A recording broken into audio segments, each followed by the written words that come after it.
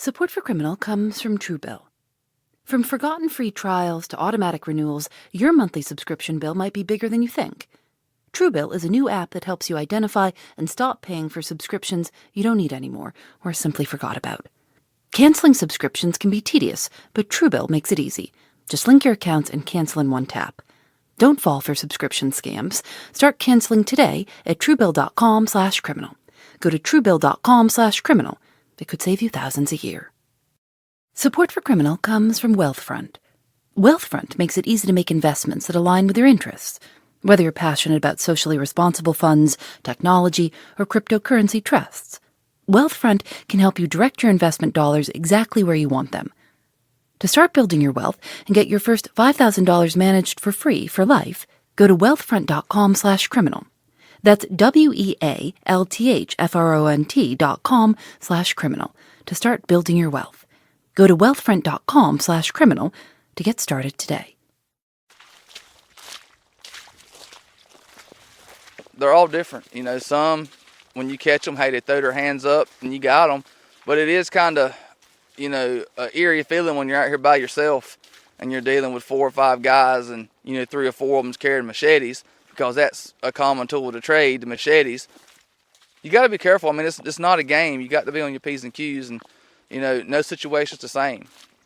So you got to expect the unexpected. Brandon Dean is an officer with the North Carolina Wildlife Resources Commission, the state nature cops. Dean patrols the Green Swamp, more than 17,000 acres of savanna and swampland in the southeasternmost corner of the state. It's known mostly for its bird watching and longleaf pines, but it's also ground zero for an obscure black market, one that's exploded in the last few years and shows no sign of slowing down. See, you walk it, you wouldn't even notice it. See them? Oh, wow.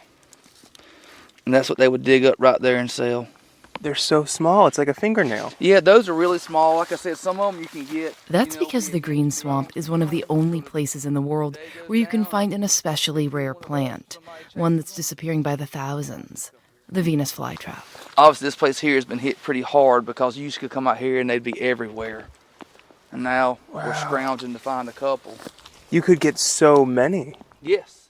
Every year for the past few years, tens of thousands of flytraps have gone missing, from the wild, from gardens, from nurseries, decimating the population.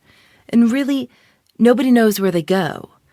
What's cropped up in rural North Carolina is essentially a Venus flytrap crime ring, with lackeys, middlemen, and a mysterious end buyer who's perpetuating the market. Our producer Eric Mennel decided to look into this black market, to try to figure out who's running it, who's funding it, and why. He is today's story. I'm Phoebe Judge, and this is Criminal.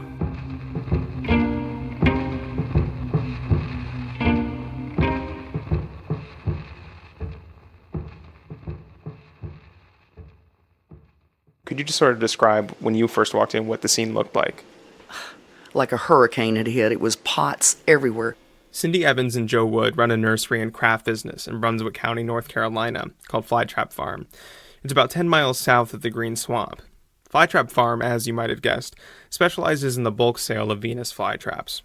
One night, last September, a group of people broke into Joe and Cindy's greenhouses. What they did was pull the plants out of the pots. They didn't take the pots.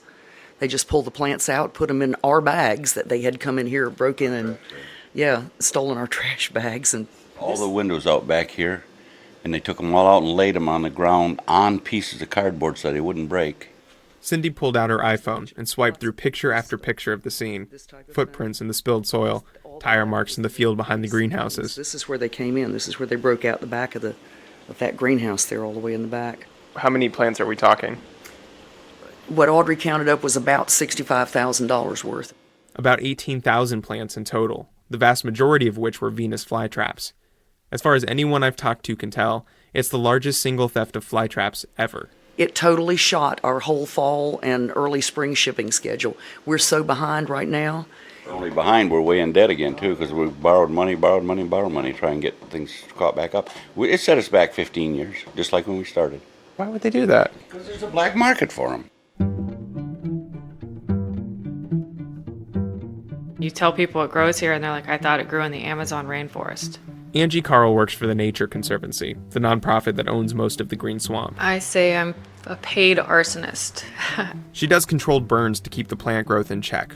I met her not far from the Green Swamp in Wilmington, North Carolina, aka Flytrap Central. This part of the state is literally the only place in the world where Venus flytraps grow in the wild. There's a park nearby called Flytrap Downs, and a flytrap 5K run every year. You can't come down here and not be exposed to the flytrap. It only grows within a 90-mile radius of Wilmington, North Carolina. Yeah, it's a pretty incredible species. It is pretty incredible, but likely not for the reasons you think. First off, and let's just get this reference out of the way, it does not look anything like the plant from Little Shop of Horrors. Feed me now! I can't. Must be blood. Tui, that's disgusting. Must be fresh.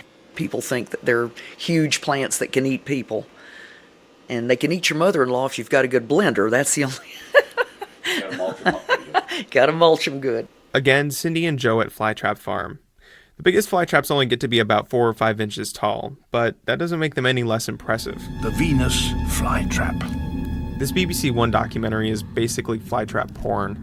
The plants are tiny, green. The inside of the actual trap is usually a bright red, which makes them highly visible to insects. It makes itself very attractive, oozing nectar across the brim of each leaf. Now, this might be silly to point out, but the flytrap doesn't actually know there's a bug in the trap. Because, as Angie Carl had to remind me, Plants don't have brains? what they do have is a series of trigger hairs, almost like whiskers. Think of it like a mousetrap, where it's always in this suspended state of tension, until something comes along and taps the trigger hair. The insect can hit one of those trigger hairs and be totally fine. But a timer has been set. 2 of those trigger hairs are touched really quickly in succession. Snap, closes shut. And the fly is doomed. it's likely flytraps were all over this part of North Carolina 100 years ago, but like with other plants and animals, development did a number on the population, and what's left has been relegated to a few protected preserves. And for years that was fine, nothing to be concerned about. People knew about the plant, but it was sort of a novelty. Until the last few years, when something in the market shifted. Somebody, somewhere, has increased their demand for flytraps, and it's causing all sorts of problems.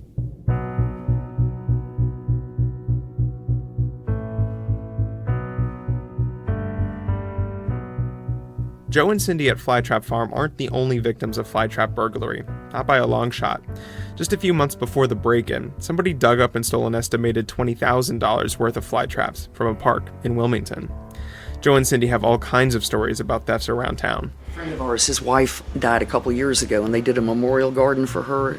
We brought a bunch of plants up there, and they planted them and grew them, and they were expanding and doing very well, and then all of a sudden they came in there and stole all them. No, they steal them all the time, but nobody's got that many flytraps for them to steal. Even Flytrap Farm, at 18,000 plants, wasn't enough to satisfy the market. Plants are still disappearing, mostly from the biggest concentration of all, the Green Swamp. It's almost impossible to catch them. This is Brandon Dean again, the officer with the Wildlife Resources Commission. They get dropped off, and it's like ghosts in the dark. You never know they're even there. They run across the road, get into the woods, and normal passerby, they can't see them because of the savannas. When people poach fly traps from the ground, they're on their hands and knees, below the grass line. But occasionally, Dean will be driving by and see a couple of heads pop up in the swamp, almost like prairie dogs. He'll hop out of his car, chase them down on foot, and, ideally, have them arrested and confiscate the traps. I've gotten anywhere from 800 plants to over 2,000 plants. It all depends on how experienced the trapper is and what time of year it is and if they get into a good cluster of fly traps. So when you catch these people, what do they have on their person? What are they carrying the fly traps in? How many are they carrying? What are they using to dig them up? I've seen them carry fly traps from a pillowcase all the way to a backpack. You know, whatever kind of satchel they can get to throw them in there. I've seen tools from spades you use in your garden to crowbars that are cut off to swing sets. Swing sets? Like the bar on a swing set. They'll break the bar off, you know, it's probably 1/2 inch diameter, flatten out the end to where it's flat. They got a handle, they stick it in the ground and pop them right up. Oh, that's kind of inventive. Oh yeah, it's they work harder at not working than they would if they had a job. What time of day does this happen? depends on their schedule whenever they wake up. A lot of them, they already have charges pending, such as drug charges. So they don't have a job, so whenever they get the urge to go take fly traps, they get somebody to drop them off, and they spend all day out here digging traps. They're really hard to catch. We've put cameras out. They've stolen my cameras. Again, Angie Carl with the Nature Conservancy. I think that they're marking areas. We'll go out and find spoons and stuff in areas. Wait, so they're leaving spoons behind, or they're like leaving them there as like a signal, like leaving breadcrumbs kind of thing? They'll leave them there so when they come back, they know where they were digging and they can move on from there. In more ways than one, the culture of poachers is pretty similar to that of other black markets. For instance, it's every man for himself. We've had poachers call me and say that I see poachers out in the savannah, and then 2 days later, that same person who called me gets arrested because they were out poaching, so they were calling in their competition. There's other fly trappers that are jealous because they're on their so-called turf. They call us and tell us they're out here doing it, and we come out here and track them up and find them. Oh, it's literally like a turf war. Oh, yeah. The other fly trappers call on other fly trappers. They'll tell you, say, I've been in there. This is where they're going to go. This is the time of day they're going to do it. And, I mean, you have to go because you don't know when they're going to be picked up and when they're not. Pretty comical if you think about it. Admittedly, it's hard not to laugh a little at the idea of a Venus Flytrap crime ring. But in the last 3 years, things have gotten really bad. The flytrap has some federal and state protections, but there's just not enough information to actually call it threatened or endangered. And this is one of the most frustrating parts of this story. Nobody actually knows how many flytraps there are. Nobody knows exactly how many are being poached. The only number any academic has come up with is 35,000 left in the wild, but it's unclear how accurate that number is. We do know they only grow in a handful of places. We do know they're disappearing by the thousands from the wild. And it's also clear the poachers are not just hoarding the plants, they're selling them. When Brandon Dean has caught poachers in the past, they've told him they sell to local nurseries, who pay anywhere from 10 to 25 cents a plant. 1,000 plants in a day could turn into a couple $100. Where do you get a sense that they're selling them to? We've never really looked into it. You know, most of them say that they sell them to a place called Flytrap Farms. I just have to ask you because, it's part of my job just to be honest. Like, have you ever knowingly bought from poachers? Oh, sure.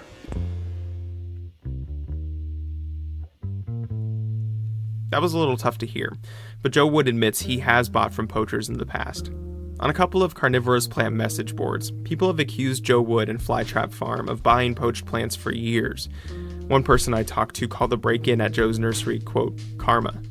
And Joe doesn't hide the fact that he bought from locals. In fact, it's not illegal to buy the plants, only to dig them up from the wild.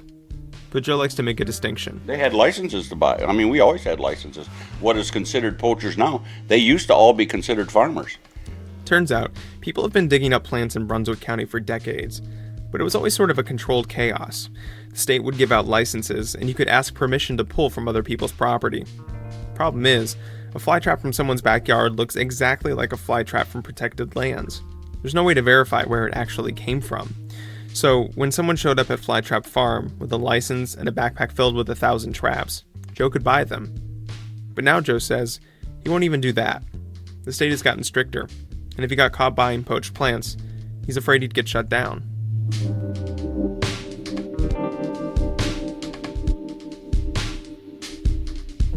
There are a handful of nurseries in the state that deal mainly in carnivorous plants. What everyone seems to agree on is that these nurseries, be it Flytrap Farm or some of their competitors, are not the end buyer. They're just the middlemen. Somebody is buying in bulk, at a rate unlike anything before. And most people have the same theory. There's a guy in New York, and he's got a deal going where he claims the juice from these plants will cure cancer. There's something that's called carnivore that is being deemed like a thing that will get rid of your cancer, and it has a picture of a flytrap on it. So he's buying about 4 million plants a year and crushing them and taking the juice from them. And then he's mixing it with something else, and he claims it's a cure for cancer. Thanks to Athletic Greens for their support. Athletic Greens is made of 75 high-quality vitamins, minerals, whole food source superfoods, and probiotics to help you start your day right. Athletic Greens contains less than 1 gram of sugar, no GMOs, and no chemicals or artificial ingredients. Their special blend supports your gut health, your nervous system, your immune system, your energy, recovery, focus, and aging. I've been adding it to my smoothies at breakfast and think it tastes great. And I like how easy they make it to see exactly what the ingredients are. To make it easy, Athletic Greens is going to give you a free 1-year supply of immune-supporting vitamin D and 5 free travel packs with your first purchase. All you have to do is visit athleticgreens.com/criminal. That's athleticgreens.com/criminal to take ownership over your health and pick up the ultimate daily nutritional insurance.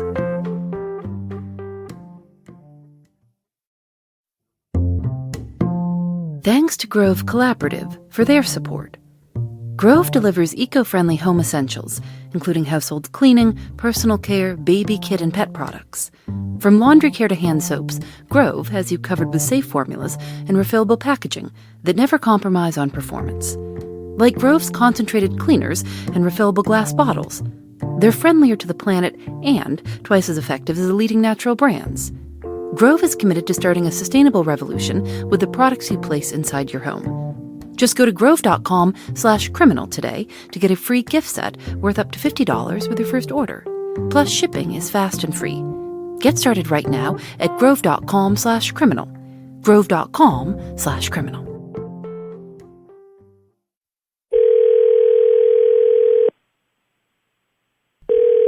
Carnivore Research International. Carnivora was created by a German physician in the 1970s named Helmut Keller. The company has 2 products, liquid drops and capsules, made from what it calls pure extract of Venus Flytrap. It's billed as nature's nutritional powerhouse. I called Carnivora headquarters hoping I might talk with Helmut Keller, the creator. He's around, but not on this side, Eric. This is Richard Ostro, now the owner and CEO of Carnivora.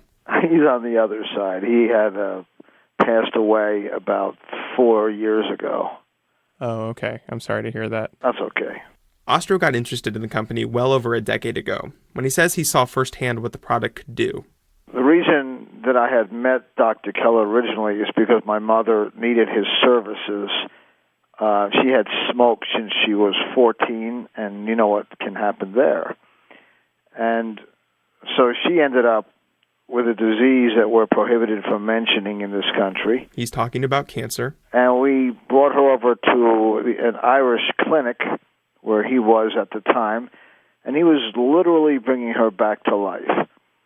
But the story didn't end well because he had to leave the clinic and go back to Germany, and the FDA would not allow me to import Carnivora to the United States, and she lost her battle. Because you couldn't get Carnivora here in the States? 100%, absolutely, yes. Because of FDA restrictions, Carnivora cannot claim to actually cure any diseases. We can say this is a powerful immune defense supplement, which of course it is, and that it wakes up specific immune cells to turn on your immune system to do the job that it's meant to do. Right, but just to make sure I'm clear, in other countries, you're allowed to claim that it either prevents or helps cure many diseases, such as cancer. I won't answer that question in the United States. But, here's the but, we can say any damn thing we choose in freer countries, of which there are many. Chances are you've never heard of Carnivora, but as Richard Ostro tells it, the company is doing just fine. In fact, the last couple of years, they've been in the market for more fly traps. A lot more. The growth in the U.S. has been astronomical in the last 5 years. What kind of growth are we talking about? Can I ask how many customers, give or take? Well, how do I show the growth here? The best way to find out is we're in the midst of hiring a PR firm because we're launching our pet division. And they're going to put the word out there in the United States like never before.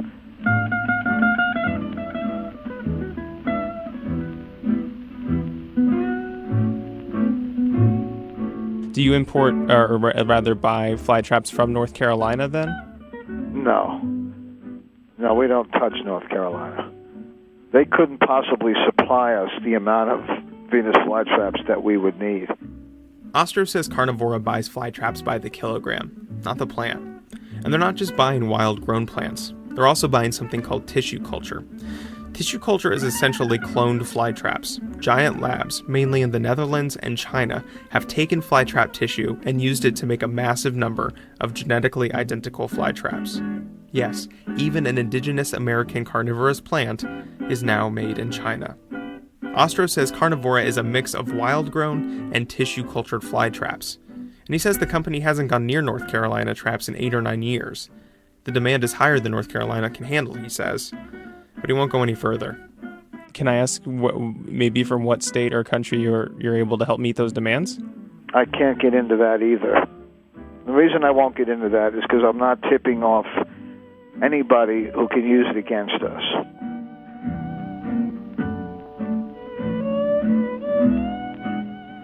At every step of the way, it's harder to know who's telling the truth. The poachers could be lying about who they sell to. The nurseries could be lying about who they buy from. And if the fast-growing alternative medicine market isn't driving the poaching, it's unclear what is. So what do you do? Back in Brunswick County, the sheriff's office has charged someone with the robbery at Flytrap Farm. A local man. He's 23 years old, charged with 2 felony counts of breaking and entering and 2 counts of felony larceny. In a lot of ways, it's one of the more serious penalties ever levied against someone for flytrap theft. Which sounds great, but frankly, it'll probably just make poachers more cautious and keep them out of nurseries and in the swamps, where the penalties are negligible. Brandon Dean. The thing about it is, it's so hard to catch them. When you do catch them, they pretty much laugh at you and they tell you they're making too much money because they only get caught once a year, once every 3 years, and they're doing it, pretty much every day they can, so they're making out like a bandit. Yeah, so even if they got charged $150 in fines or whatever, that's one night's worth of fly traps? That's correct. That's correct. And that's the problem we have. Until there's a stiffer penalty put in place, they're going to continue to come out here and rape the resources, so to speak. There's always going to be a criminal element. If there's money to be made and a lot of it, they're going to steal the fly traps regardless. Angie Carl at the Nature Conservancy disagrees with Officer Dean. She thinks going after the poachers won't have much effect at all. She thinks going after the middlemen, the nurseries who are buying the poached plants, is the best way to stop the market. Cut the snake off at the head sort of thing. There are efforts at the state level to make flytrap poaching a felony, but it's unclear how much weight there is behind the idea. So there's a possibility the plants will become even rarer. And as silly as it may seem, anytime a species disappears, there's one thought that comes to mind.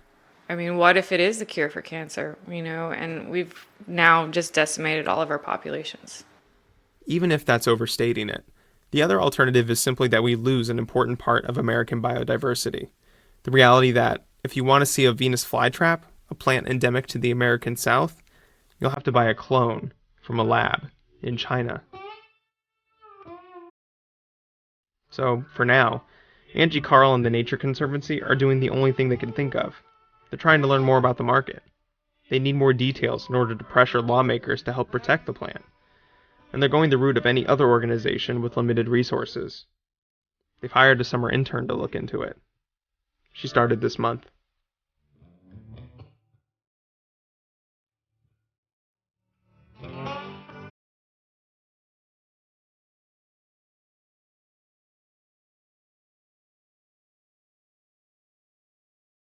Eric Mennel. Criminal is produced by Eric, Lauren Sporer, and me. Julianne Alexander does our episode art. If you like the show, you can subscribe in iTunes. Our website is thisiscriminal.org. We're also on Facebook and Twitter @CriminalShow. I'm Phoebe Judge. This is Criminal.